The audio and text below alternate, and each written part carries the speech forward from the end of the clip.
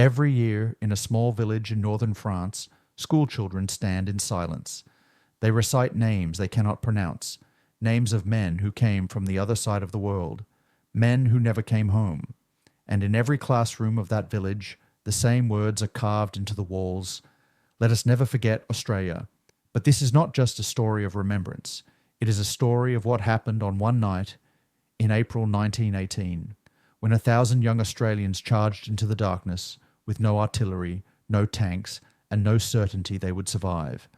They were not fighting for territory, they were fighting for something else, something the history books almost never mention. Because hidden in the cellars of that village were children, French children, trapped between two armies, waiting to be saved or taken. What those soldiers did that night would bind two nations together for more than a century. And the truth of why is far more extraordinary than you've ever been told. Before we begin, drop a comment and tell me where you're watching from today. I'm always amazed by how far the Anzac story reaches. And if you're new here, subscribe now, because on this channel we uncover the hidden stories of the Great War that the textbooks left behind. Now, let us go back to April 1918, to a village called Villers-Bretonneux, and to a night that changed everything. In the spring of 1918, the war that was supposed to end all wars had entered its most desperate hour. For nearly 4 years, the armies of Europe had bled each other white across the fields of France and Belgium. Millions of young men had already perished, and yet, after all that slaughter, after all those offensives that gained nothing but a few hundred meters of churned earth, the outcome remained uncertain. But in March of that year, everything changed. The German High Command, knowing that American troops were arriving in ever greater numbers, made a calculated gamble. They would stake everything on one final, massive offensive before the weight of American industry and manpower could tip the scales against them. They called it the Kaiserschlacht, the Kaiser's battle, and for the Allies, it nearly spelled the end. On the morning of 21st March 1918, the German army unleashed the largest artillery bombardment in human history. More than 6,000 guns opened fire along a 60-mile front. The shells fell so thick and fast that men could not distinguish one explosion from the next. It was simply a continuous roar, a wall of fire and steel that seemed to announce the end of the world. And then came the stormtroops, specially trained German soldiers, moving fast and light, bypassing strong points, infiltrating gaps, pushing deeper into Allied territory than anyone had managed since 1914. Within days, the British Fifth Army had collapsed. Entire divisions ceased to exist. The line that had held for years was suddenly torn open, and through that wound poured the German army. The Allies reeled. Panic spread through headquarters and capitals alike. Field Marshal Douglas Haig, the British Commander-in-Chief, issued an order that has echoed through history ever since. With our backs to the wall and believing in the justice of our cause, he wrote, each one of us must fight on to the end. But fighting on required knowing where to fight. And by April, one thing had become terrifyingly clear. The Germans were driving toward Amiens. Amiens was no ordinary city. It was the junction point where the British and French railway lines met. If the Germans captured Amiens, they could split the two Allied armies apart. The British would be driven toward the Channel ports. The French would fall back toward Paris. The alliance would fracture, and with it, perhaps, the war itself. Standing between the German advance and Amiens was a modest stretch of high ground, and on that high ground sat a village of perhaps 2,000 souls, a village of stone houses and narrow streets, of a medieval church and a modest school, a village that, until that spring, had played no significant role in the great drama unfolding around it. Its name was Villers-Bretonneux. The people of Villers-Bretonneux had lived with war for nearly 4 years. They had heard the guns rumbling in the distance. They had watched the columns of soldiers marching past, first in one direction, then the other. They had taken in refugees from villages closer to the front. They had grown accustomed to the strange rhythm of a world at war, the shortages, the anxiety, the constant uncertainty about what tomorrow might bring. But they had never been on the front line. The trenches had always been far enough away that life, however diminished, could continue. Children still went to school, farmers still tended their fields, the church bells still rang on Sunday mornings. Now, in April 1918, all of that was about to change. As the German offensive rolled forward, the front line moved with terrifying speed. Villages that had been safely behind the lines suddenly found themselves in the path of advancing armies. Civilians fled in their thousands, clogging the roads, carrying whatever they could on their backs or in handcarts. The exodus was chaotic and desperate, but not everyone left. In Villers-Bretonneux, hundreds of civilians remained. Some were too old or too frail to travel. Some refused to abandon homes their families had occupied for generations. Some had nowhere else to go, and some stayed because they had to believe, that the line would hold, that someone would stop the Germans before they reached the village. Among those who stayed was a schoolteacher named Marie-Louise Delattre. Marie-Louise was in her 30s, unmarried, devoted to her pupils and her community. When the authorities urged evacuation, she refused. Her pupils were still in the village, she reasoned. Their parents were still there. Who would look after them if she left? Who would keep the school open? Maintain some thread of normalcy in a world that seemed to be coming apart? She would stay. Whatever happened, she would stay. In her diary, which survives in the village archives, she wrote of those anxious days in early April. "We hear the guns growing closer," she noted. "The soldiers tell us not to worry. But I see their faces. They are worried too." The soldiers she saw were a mixture of British and Australian troops, exhausted men who had been fighting and retreating for weeks. They were digging new defensive positions around the village, preparing for an attack that everyone knew was coming. Their eyes were hollow, their uniforms were caked with mud. They moved with the mechanical weariness of men who had seen too much and slept too little. And yet they kept working. They kept preparing, because Villers-Bretonneux had to hold. If it fell, Amiens would be exposed. And if Amiens fell, the war might be lost. The question was no longer whether the Germans would attack. The question was when, and whether anyone would be left to stop them. The attack came before dawn on 24th April 1918. It began, as so many attacks in that war began, with a bombardment. German shells screamed through the darkness and crashed into the Allied positions around Villers-Bretonneux. High explosive tore through trenches and dugouts. Gas shells released their poison into the morning mist. Men who had been sleeping moments before now scrambled for their masks, their rifles, their lives. But this attack was different. This time, the Germans had brought something new. Through the smoke and the chaos came a sound that the defenders had never heard before, a grinding metallic roar that seemed to come from everywhere at once. And then, emerging from the fog like monsters from a nightmare, came the tanks. Germany had been slow to develop armoured vehicles. For most of the war, tanks had been a British and French weapon. But now, at last, the Germans had built their own. They were massive, lumbering machines called A7Vs, each one crewed by 18 men, bristling with guns, capable of crushing barbed wire and rolling over trenches as if they were nothing. There were 13 of them advancing on Villers-Bretonneux that morning, and for the exhausted British troops holding the line, they were a terror beyond anything they had prepared for. The defense began to crumble almost immediately. Machine gun bullets bounced harmlessly off the tanks' armored hides. Rifle fire was useless. The infantry, already weakened by weeks of fighting and retreat, began to fall back. Some units broke entirely, streaming rearward in disorder. Others held their ground and were simply overrun. By mid-morning, the Germans had punched through the British line. Their infantry poured through the gap, following the tanks into the village itself. Street by street, house by house, Villers-Bretonneux fell into enemy hands. For the civilians who had remained, the occupation was immediate and terrifying. German soldiers moved through the streets, securing buildings, establishing positions, rounding up anyone they found. The people of Villers-Bretonneux had heard stories of what German occupation meant. The deportations, the forced labor, the separation of families. Now those stories were becoming their reality. Marie-Louise Delattre gathered her pupils, 6 children whose parents had entrusted them to her care, and led them into the cellar beneath a house near the school. It was dark and cramped and cold, but it was hidden. They would wait there, she told them. They would be quiet, help would come. But as the hours passed and the sounds of German voices filled the streets above, that hope grew harder to sustain. 12 kilometers to the east, Australian commanders were receiving reports of the disaster. The news was fragmentary and confused, as battlefield news always is, but the essential facts were clear enough. Villers-Bretonneux had fallen.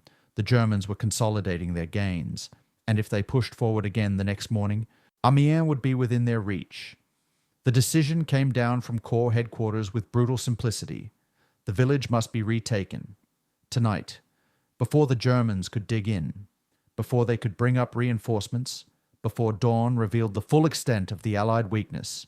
2 brigades of the Australian Imperial Force were assigned to the task. The 13th Brigade would attack from the south. The 15th Brigade would attack from the north.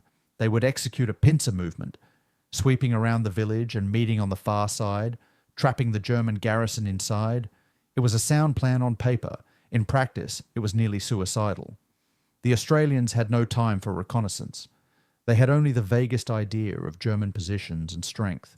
They had no tanks of their own to counter the German armour, and they had no artillery support, because any bombardment would destroy the village and kill the French civilians still trapped inside. They would go in with rifles and bayonets and grenades. They would go in at night, across open ground, against an enemy who was dug in and waiting, and they would go in, knowing that failure was not an option. The men who gathered in the assembly trenches that evening were not professional soldiers. They were volunteers, farmers and factory workers, teachers and clerks, young men from Melbourne and Sydney and Adelaide, and 100 small towns across Australia and New Zealand. They had crossed the world to fight in a war that was not their own, in a country they had never seen, for reasons that many of them probably could not have articulated. But they understood duty. They understood mateship. And they understood that somewhere ahead, in the darkness, people were waiting to be freed. Private Albert Antill of the 57th Battalion later described the mood in the assembly trenches. "We knew it was going to be bad," he wrote. "No one said much. We just checked our gear and waited. Some of the blokes wrote letters home. Some prayed. Most of us just sat there, trying not to think about what was coming. At 10 o'clock that night, the order came. Fix bayonets. The men rose from their trenches and began to move forward into the darkness. There was no moon. The only light came from the occasional flare that burst overhead, casting everything into harsh white brilliance, before plunging them back into blackness. The men navigated by compass and instinct, trying to maintain their lines, trying to stay together, knowing that in the chaos of a night attack, everything could fall apart in an instant. The German defenders were not caught by surprise. They had expected a counterattack, and they were ready. Machine guns opened fire from positions the Australians could not see. Men fell in the darkness, crying out or simply crumpling silently into the mud. The lines wavered. Officers shouted orders that were swallowed by the din, and still the Australians pushed forward. What happened over the next 6 hours would become one of the most remarkable feats of arms in the entire war. But for the men who lived through it, there was no sense of history being made. There was only the darkness and the noise and the desperate need to keep moving forward. The assault on Villers-Bretonneux was not a single coordinated action. It was 2 separate attacks, launched simultaneously from opposite directions, with no way for the brigades to communicate once the fighting began. Everything depended on timing, discipline, and sheer determination. From the south, the 13th Brigade advanced across open fields toward the village. From the north, the 15th Brigade did the same. The plan called for both forces to sweep around the flanks, bypass the village centre, and link up on the eastern side, encircling the German garrison. In theory, it was elegant. In practice, it was chaos. The darkness was absolute. Men could barely see the soldier next to them, let alone the enemy positions ahead. They moved forward in long lines, bayonets fixed, stepping over shell holes and barbed wire, waiting for the moment when the German machine guns would find them. That moment came quickly. The first bursts of fire tore through the Australian ranks with devastating effect. Men dropped without a sound. Others screamed and fell, clutching at wounds they could not see. The lines broke apart as soldiers dove for cover, pressing themselves into the earth, trying to locate the sources of fire that seemed to come from everywhere at once. But the advance did not stop. Officers and sergeants rallied their men, shouting above the noise, pushing them forward. Small groups of soldiers worked their way toward the German positions, crawling through the mud, hurling grenades, closing the distance until they could use their bayonets. The fighting was intimate and brutal. In the darkness, there was no way to distinguish friend from enemy until you were close enough to touch. Men grappled in shell holes and collapsed trenches, fighting with rifles, with knives, with fists. The war that had been fought at a distance for 4 years, artillery duels and machine gun exchanges across no man's land, had collapsed into something primitive and terrible. Near the southern edge of the village, a platoon of the 60th Battalion encountered a German machine gun nest that had pinned down an entire company. The gun was positioned in a ruined farmhouse, its crew sweeping the approaches with devastating fire. Every attempt to advance had been thrown back with heavy casualties. Private Clifford Ninnis, a 23-year-old farm labourer from Victoria, volunteered to silence the position. Armed with grenades and his rifle, he crawled forward alone through the darkness. No one saw exactly what happened next, but minutes later, the machine gun fell silent. The farmhouse was taken, and Clifford Ninnis lay dying among the German dead. A stretcher-bearer reached him before the end. According to the battalion diary, Ninnis spoke only a few words. "Tell them we got through." He was one of more than 1,200 Australians who would be killed or wounded before morning. By midnight, both brigades had fought their way to the outskirts of the village, but they had not yet linked up. A gap remained between them, a corridor through which German reinforcements were pouring. The entire operation hung in the balance. Inside the village itself, the fighting had become a nightmare of close-quarters combat. Australian soldiers moved through shattered streets, clearing houses one by one, kicking in doors, throwing grenades into cellars, never knowing what waited on the other side. German defenders fought back with equal ferocity, knowing that retreat meant abandoning their gains, their wounded, their dead. And caught between them were the civilians. In cellars and basements throughout the village, French men, women and children huddled in terror, listening to the battle rage above them. They had no way of knowing who was winning. They only knew that death was very close, and that their fate depended on the outcome of a fight they could not see. Shortly after 1 in the morning, soldiers of the 57th Battalion broke into a cellar beneath a ruined house on the western edge of the village. They expected to find German soldiers. Instead, they found 17 French civilians, elderly men, women and children, who had been hiding there for nearly 18 hours.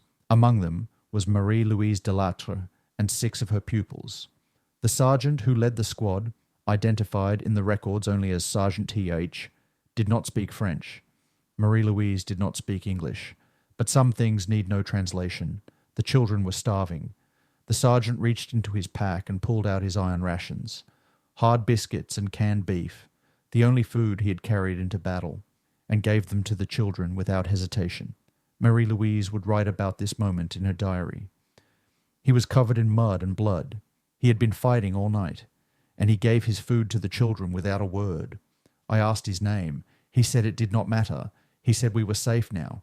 She never learned his name, but she never forgot him.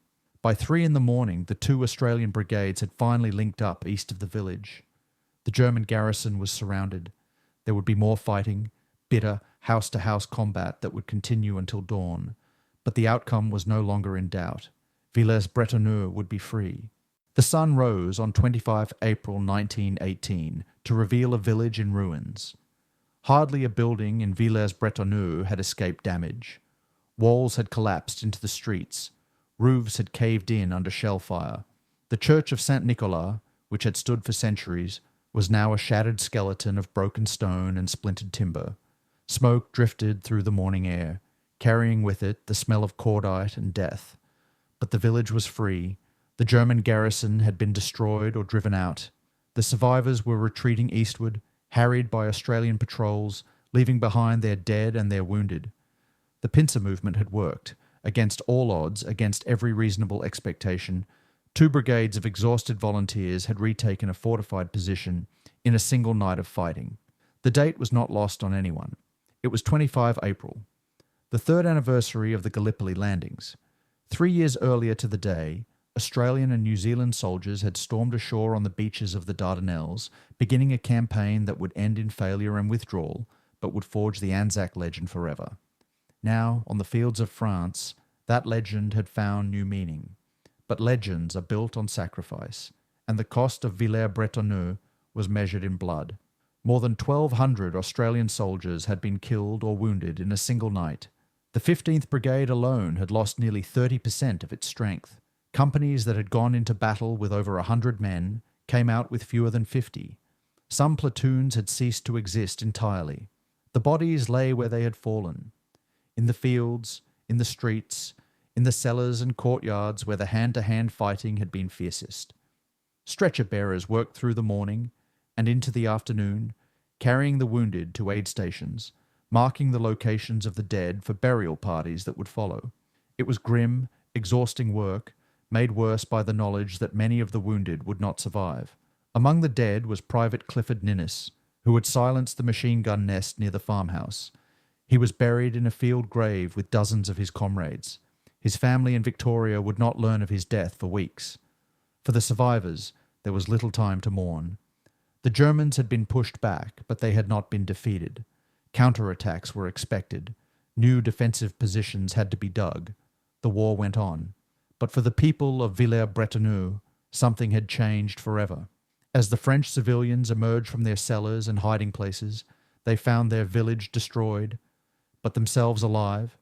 The children who had cowered in darkness were now blinking in the morning light, surrounded by exhausted soldiers who spoke a language they did not understand, but whose meaning was unmistakable. "You are safe. We came for you." Marie-Louise Delattre walked through the ruined streets that morning. Still accompanied by her 6 pupils, she saw us Australian dead lying in the gutters and doorways. She saw the wounded being carried past on stretchers. She saw young men, barely older than boys, sitting in the rubble with empty eyes, too exhausted to move, and she understood what they had done. They had come from the other side of the world. They had crossed oceans and continents to fight in a war that was not theirs, in a country they had never seen, and on this night they had chosen to attack without artillery, without tanks, without any of the advantages that might have made their task easier, because using those weapons would have killed the very people they were trying to save. They had accepted death so that strangers might live. In her diary, Marie-Louise struggled to express what she felt. "How do you thank someone for such a thing?" she wrote. "What words are enough? They did not know us. We did not know them. And yet they came. They came through the fire and the darkness, and they did not stop until we were free." The question of gratitude would occupy the people of Villers-Bretonneux for generations to come. In the immediate aftermath of the battle, there was little they could do. The village was in ruins. The war was still raging. Survival itself required all their energy and attention. But they did not forget. Even as they buried their own dead and began the long work of rebuilding, they remembered the men who had saved them. They remembered the sergeant who gave his food to the children. They remembered the soldiers who died in their streets. They remembered the date, 25th of April, and what it meant. The war would continue for another 7 months. There would be more battles, more offensives, more death. The German spring offensive would eventually exhaust itself, and the Allies would launch their own counterattack in August, beginning the 100 days that would finally bring the war to an end. But for the people of Villers-Bretonneux, the war had already delivered its most important lesson. They had learned what sacrifice looked like, and they had learned what they owed. The guns fell silent on 11th November 1918. After 4 years and 3 months of slaughter, the war that had consumed a generation was finally over. Across Europe, church bells rang and crowds filled the streets in celebration. But in Villers-Bretonneux, there was little to celebrate. The village lay in ruins. Its people had lost everything: their homes, their livelihoods, their sense of security. Rebuilding would take years. Recovery would take longer still. But even in those first difficult months, the people of Villers-Bretonneux made a decision. They would not forget what had happened on the night of 24th April. They would not forget the men who had come from the other side of the world to save them. The village council met in a damaged building that had once been the town hall. The minutes of that meeting survive in the municipal archives. The discussion was brief and unanimous. The main street of Villers-Bretonneux would be renamed. From that day forward, it would be called Rue de Melbourne.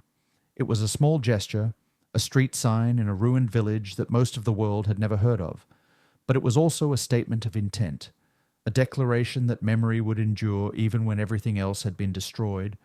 And then came the school. The village school had been reduced to rubble during the battle. For the children of Villers-Bretonneux, there was no place to learn, no classroom to gather in, no sense of normalcy in a world that had been torn apart. Marie-Louise Delattre and the other teachers did what they could, holding lessons in barns and private homes, but everyone knew that a proper school was needed. Word of the village's plight reached Australia, and in 1920, the school children of the state of Victoria launched a remarkable campaign. Pennies and shillings were collected in classrooms across the state. Children who had never seen France, who could not find Villers-Bretonneux on a map, gave what little they had to help rebuild a school for children they would never meet. By 1923, enough money had been raised. Construction began on a new school, the Victoria School, built with Australian funds, on French soil, as a gift from the children of one nation to the children of another. When the school opened, a plaque was placed above the entrance.